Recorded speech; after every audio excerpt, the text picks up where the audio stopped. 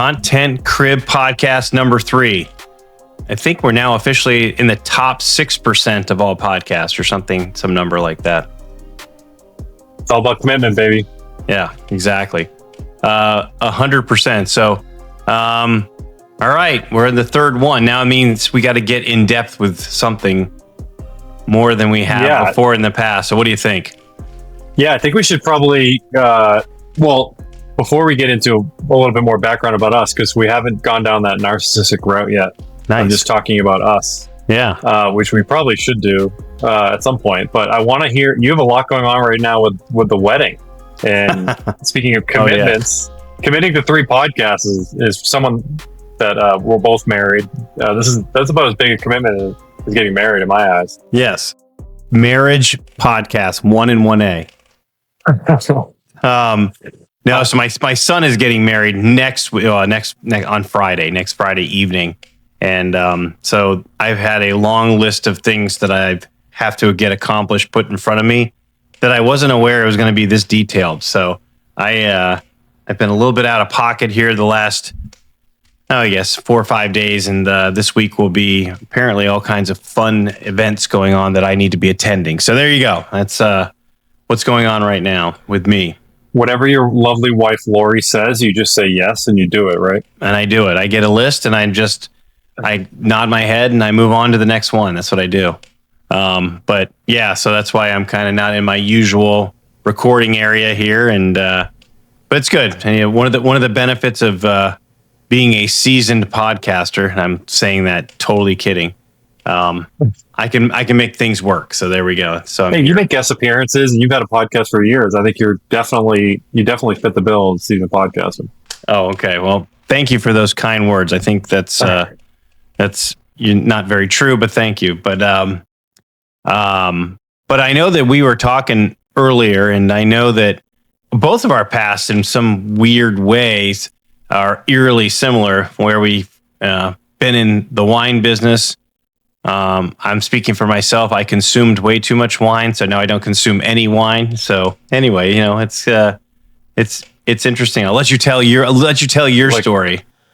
Yeah, sure. I'd love to. It's been a fun, fascinating kind of journey, I guess, from employment that's been taxed by the government that started, let's say back, 12, 13 years old, to a paper route, and then jumped into the restaurant industry not long after that, which started a whole path to learning how to deal with crappy people and bad attitudes. And I think that taught me a lot of things about getting into the healthcare side of things and patients, right? And so restaurant industry was a fun time. I put myself through college and ended up, after the whole bartending, waiting tables thing, right after college, ended up running a resort at the ripe age of 22. So I had a couple hundred employees underneath me, working from wedding facilities, multiple restaurants, and a hotel.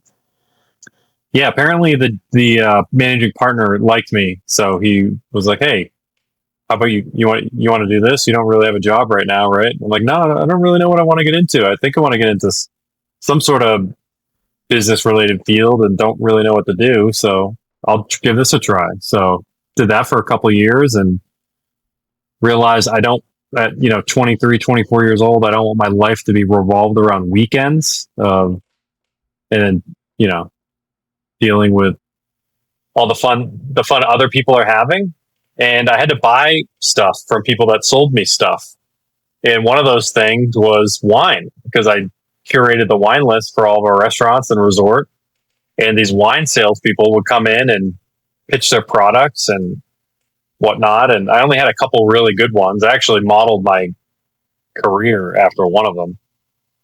And I'm like, I could do this. I could sell this stuff. So not long after that, I had some relationships in that field because we were such a big client. I was recruited to sell wholesale wine, so 5,000 SKUs up and down Boston, down the coast, mostly restaurants, purveying fine wine. So a whole book of wines all from all over the world. So did that for 7 years. Oh, wow. Which was crazy. All right. So I got to ask you, if That is a long-winded story. Try to pack that into a couple minutes. Well, no, I had to do. But I had to interrupt you because I know everybody right now is hanging on their seat. What is the best wine that you have ever tasted in your life? That's always a funny question because it's like some of the most memorable wines are because I love value and like are some of like the best wines that I found that were like 20 and under that are most memorable for me. Yeah, I kind of blocked out like the crazy like $100, $200, $300 wines. I'm like, oh, this is cool, but I sold Cristal, I sold Napa Nook and Taché and all those things. But I think, yeah, I'm gonna have to come back to that because being sober for them, we wouldn't get out too. Like not drinking anymore, but I kind of forget, I guess, what my favorites are. Yeah. I kind of just loved at the time. I loved the classic Italian Chianti or a Southern Rhone blend because they're like $10 to $15 and they're just solid. But anyway, so that went from wine, and I wanted to get out of that and get into healthcare and B2B sales. For anybody listening that may be looking to get into healthcare, having a B2B background transitions really nicely in healthcare, which I do now, which is compounding pharmaceuticals as a sales director for a whole group. But anyway, yeah, so that's the story. Cool. I love it. Well, no, it's funny and just for the salespeople listening, I mean, it is well known that very successful wine salespeople do really, really well in sales. They've had, I mean, they people talked at length about people who work for Gallo. I mean, their sales program at Gallo was world renowned. And I think a lot of the people who left Gallo filtered out into these other wine, distributors and companies and brought those kind of sales tactics to those organizations. 100%. How about yourself? I mean, so you're on the other side of the wine. So you were kind of similar to me, but more on the buyer side. You had a fun little path. Yeah, I so my relatives are my dad's side of the family are all from Northern California, Sonoma County. And so my wife and I had this brilliant idea that we would at the bunch of money in the toilet. Yes, we would all at one time get married and start a wine bar. We would do all that at the same time because why not? That's what you do. And if anybody wants to know how to take lots and lots of money and just get and lose it in a really, really fast pace, just call me. I'll tell you exactly how to do it. You'll have a lot of fun doing it, but it's not fun at the end. Yeah, so we started a wine bar, and I think I figured out that over that time period we owned the bar, I made $1.62 per hour. That was what I made. I went back and did the numbers on it. And that was like literally my wage that I made. I was working insane hours. Yeah. Well, no. That's what Eric made financially per hour for his time there. That's what I got paid. And that was just because I was working at, I was part of the wine bar crew. So I was, getting tips that I had to split with people. So yeah, it wasn't a money making venture, but yeah. So I will tell you this: don't make business decisions when you're out in Sonoma County after your 9th wine tasting, believing that you can bring the wine bar to sunny Florida. But anyway, so that was my background, and that's what I did. I luckily enough, though, I did end up meeting my future boss, who sat across from me at the bar, and the rest is history. So there you go. Yep, future boss. So was that DME? No, I worked for Synthes when after I left there. So so I worked in med device space in trauma after I left there, and so that was the start of my, I guess, big boy career. But yeah, that I guess that was the only real redeeming. Now there's lots of redeeming things that happened there, but what I learned real quick is I give anybody who makes it in the restaurant business and is successful at the restaurant business, I give them all the kudos in the world because, man, it is a hard business. Yeah, lots of battle wounds myself from those years, but definitely hardened the patience and willingness to go out there and have conversations with anybody. Because it's not always easy. Some days you don't want to do it, but no choice.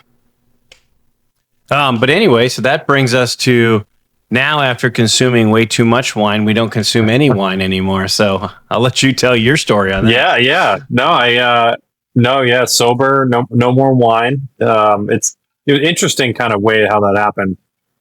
My wife decided that she wanted to give it a try and do the 30-day thing in January. And we were both kind of like, yeah, maybe it's time we both give that a try and see how it goes. It was never really like a debilitating issue. I mean, it's easy. Everybody says that, right? But any sip of alcohol is going to negatively affect your life mentally or physically in any way. There's a lot of studies that just came out about that.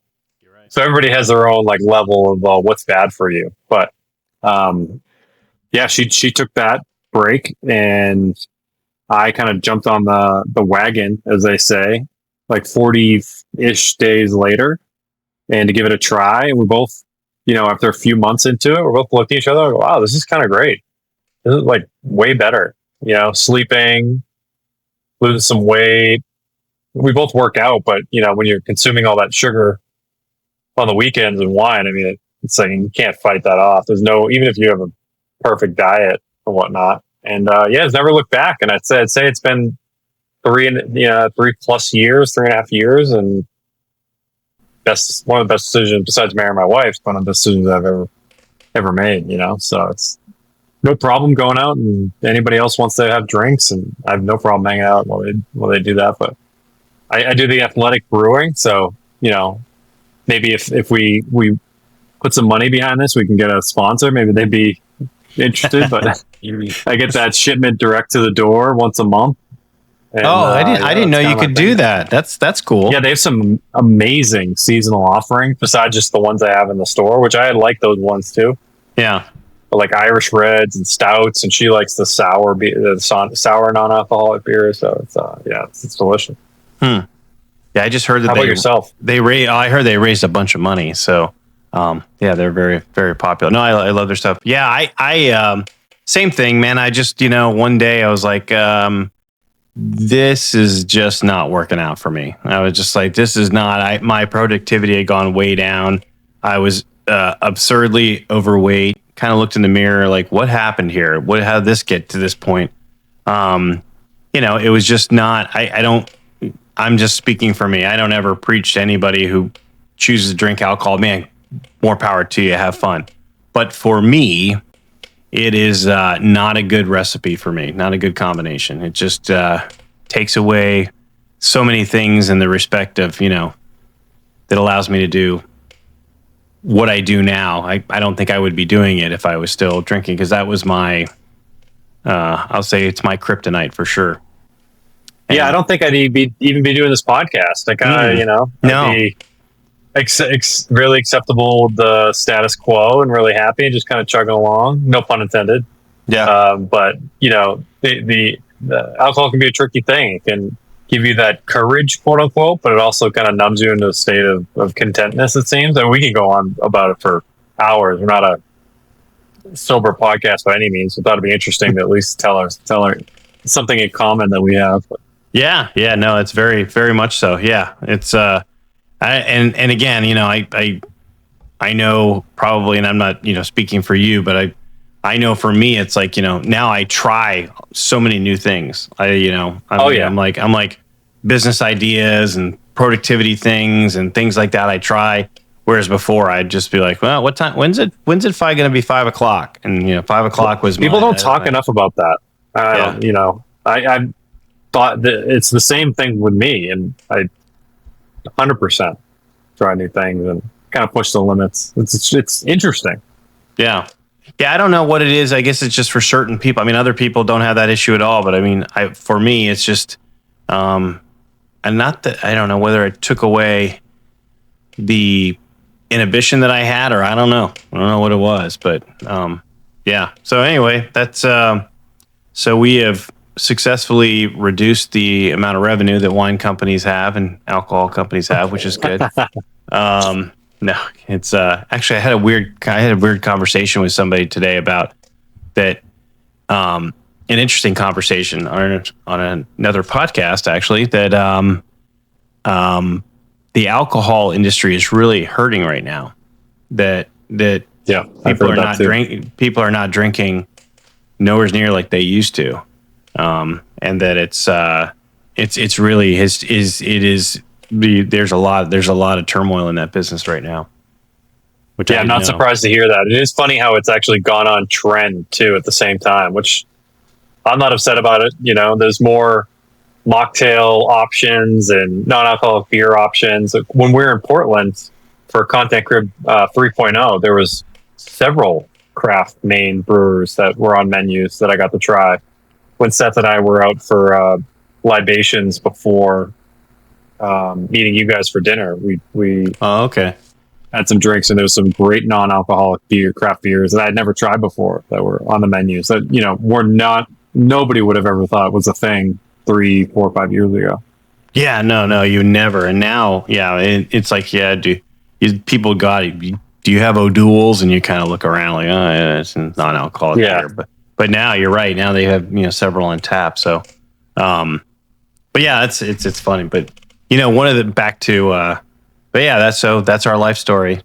I guess that's it. That's the end of the podcast. That's our a lot of desserts and ice cream now. A lot more eating involved. A lot more sleeping, healthy sleeping. So that's the number one thing for me right there. I never I couldn't sleep well at all, and alcohol completely disrupted that. It was the issue with me, and now I don't have that issue, which is good. But I still pick the wines when I take doctor clients out. I still pick the wines, and people are still happy. So I have this invisible palate for the rest of my life. Yeah, well, that's great. I'm sure you do. You do the same. Yep. Right. Yep. I do. I'll still smell the wine and let them, hey, is this skunked or not, or that kind of thing. It's fun. Well, we had the non-alcoholic with the new non-alcoholic wine. It is crazy how real it. I couldn't even finish a glass. It just was too. I'm like, I don't even believe that this is fake. I don't know. The beer doesn't bother me. The wine, yeah.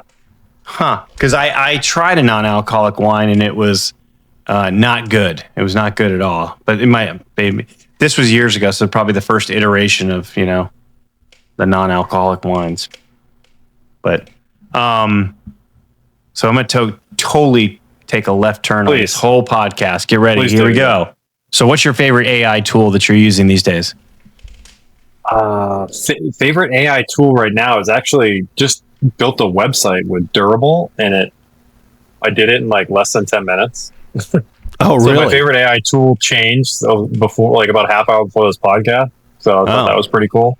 It's very similar to the way they do it, like the other favorite AI tool that you introduced me, which is Gamma.app, which is an awesome slide deck creator. But Durable, awesome. Oh, it just put together this quick website for me that I needed to do. So, does it do multiple pages? I didn't even, I'm kind of like gonna stick with one page for now and just be like a landing page. But I think it would. But this one I only really need one page. Oh, that's interesting. I was just curious if it did all the flows and everything like that. That's pretty cool. That's pretty cool. And I'll give a bonus one for LLM model. Really liking Claude. Did I say Claude or Claude? You can say whatever you want, but I say Claude. All right. Yeah. All right. I want to make sure though it's the Claude.ai one, the orange background. Yeah. No, I love that. I love Claude too. That's it's weird. So it's not. It doesn't go out onto the internet, so it's not corrupted by other things, is what I've been told. Yeah. So whereas ChatGPT obviously goes out and will do DeepSeek and whatever else, or deep research. Gosh, don't say DeepSeek and ChatGPT; they get mad.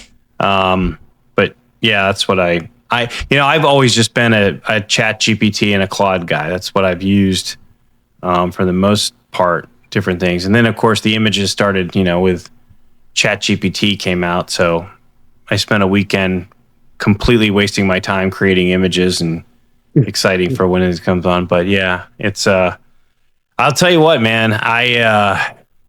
It's amazing. You know, if people are listening to this right now and they're like, man, I don't know if I really want to do social. Well, anyway, let me before I start going down there. Yeah, but you tell us your tool. So favorite tools are ChatGPT, 1, 2 Claude, and then 3 Captions. And because Captions has AI built into it, and it can create your own social media videos.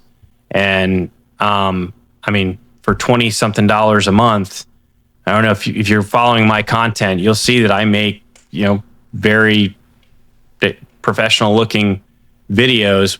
Not only I have captions on the screen, but they'll, you know, do pictures and all kinds of different things on it too. So it's yeah, they pretty look cool. Great. Yeah, it's one of the greatest things. You know, I just got to remember to have a cadence to keep doing it, and that's it. But those are my favorites. 1, ChatGPT. Well, I'm sorry, and Gamma's in that. You know, maybe 3A or 3B of different things that, you know, because Gamma is really just it is a game changer. If you create presentations or, you know, PowerPoints or PDFs that you want to create, it's great. Yeah, I posted some tools today, and another one that I'm really liking, because I guess we're just going to go into extra credit for this question, but Google AI Studio is awesome. And it has like all these different Gemini models and ask questions and analyze documents, and it's free, which is always great. So really liking Google AI Studio too. I think for anybody out there that's listening that isn't really like using it every day, which I think there's a lot more people than they're willing to admit. And I think you just got to pick a tool and use it and get really good at it, and then figure out what is going to get you better, which would be the language models like Chat or Claude, would be prompting and increasing the skill of prompting, which I think would be. That's huge. Well, here's something too that I'll tell you, and I got to give credit to Omar Khatib on this. He and I were talking the other day, and he's like, dude, are you noticing that your computer is slower than it's ever been? I'm like, yeah, actually, I have noticed that. He goes, so I went to buy a new Mac, and I went to the Apple store, and I'm like, my old one's just too slow. And the guy goes, do you have ChatGPT or Claude or something open all the time in a window? He's like, yeah, I have it open all the time. He goes, it's taking up 40 to 50% of your CPU by doing that.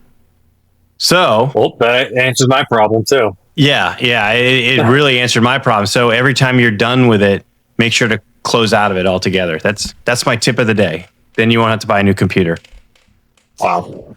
Yeah. So it takes up a lot of your memory and chip usage and stuff of that. So good to know. Yeah, I just finished up. It took me about 3 weeks. I did on Coursera, the University of Pennsylvania Wharton School Artificial Intelligence for Business program. Thought that was really cool. I saw that. Really not expensive at all. It was less than $100. I think a lot of people probably get trapped into maybe multiple months to do it, but I had a bunch of free time to get it done, and went through business transformation and portfolio development with AI. I went through a ton of prompting stuff, prompt engineering, and then it did all like the high level things for business admin and risk management, ethics, implications. And then it kind of dove into strategic adoptions of how it can be implemented in different business senses. And actually had a cool thing on drug discovery, which we're working on right now too, with some different veterinary medication discoveries and AI. And I thought that was cool. I just wanted to bring that up because there are tons of inexpensive courses out there and free courses out there. And I don't think it's ever been more important than right now to take the time and try to sharpen the sword and learn these things. Because even if you're doing these courses now, you're always going to be behind, right? Because it's so much new stuff every day that's coming out. But at least you can try to keep up by taking the latest courses that are out there. Yeah, and I'll tell you, AI is the greatest tool ever. There's stuff about AI that scares the living crap out of me. I can be honest with you. But for the most part, as far as just a tool to make me more efficient overall, it's huge. I mean, when you can feed in 4 or 5 different spreadsheets and aggregate numbers that you want and have analysis done, which used to take me hours to figure out certain things, and now I get it back in 20 seconds. That's a big time savings. Huge. Yeah. I know that as far as Content Crib 5.0, I guess we can, we're pretty much, we've got a few spots left, but we're pretty full. So thank you to everybody who signed up, that got their invitation. Really, really appreciate you doing that quickly.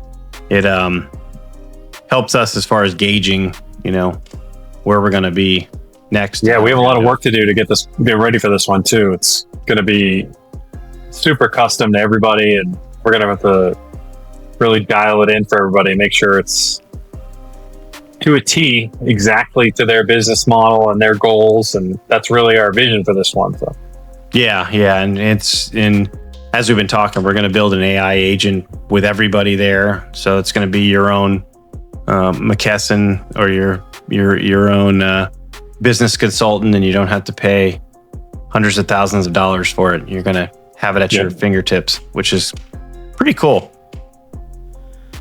But first, you got to get your son married. So focus on that. That will be this Friday. Rehearsal dinner on this Thursday. This Wednesday, there's some kind of event going on as well, some kind of beach barbecue or something like that. So I will be out of pocket here, but Catalina Wine Mixer. The Catalina Wine Mixer. It's the biggest helicopter leasing event in all of Florida. It's going to be here, the Catalina Wine Mixer. So anyway, yes. So thank you for letting me talk about how my son is finally going to be married and off, and now we have been. Actually, I'll be coming up your way that weekend, the next week, not this weekend, but the following weekend. That's a whole other story. I'll be driving animals and people up to Maine. So that's the next thing going on. Actually, anyway, we have a lacrosse tournament in Amherst. So there you go. Oh, there you go. You got a full schedule. So I can't wait to hear all about it next time. Yes. Yeah. Next time we get on, next time and then next time you're going to talk more about you, because people are going to get bored hearing about all the stuff that I got going on. But, right now I'm going to go back out and make sure that the mulch was delivered. Get after it. All right. I'll talk to you next week. We'll see you. All right.